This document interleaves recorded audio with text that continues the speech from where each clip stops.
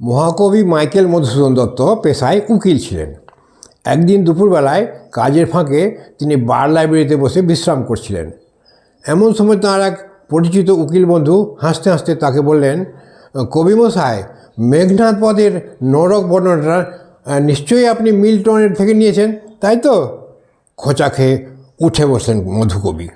একটু হেসে মধুকবি মহাকবি দান্তের নরক বর্ণনা থেকে কিছু অংশ আবৃত্তি করে শোনালেন এবং পরে মিল্টন থেকে নরক বর্ণনা শুনিয়ে শেষে বন্ধুটিকে বললেন, এই দেখুন মশাই, মিল্টন যেখান থেকে ভাব গ্রহণ করেছেন আমিও সেখান থেকে ভাব গ্রহণ করেছি, অর্থাৎ দান্তে থেকে। তারপর মধু হেসে বললেন, বন্ধুবর, গঙ্গা জল যদি খেতে হয় তবে সাধ্য হলে হরিদ্বারের নির্মল জল খাওয়াই উচিত। কলকাতার গঙ্গার ঘোলা জল কেন খাবো?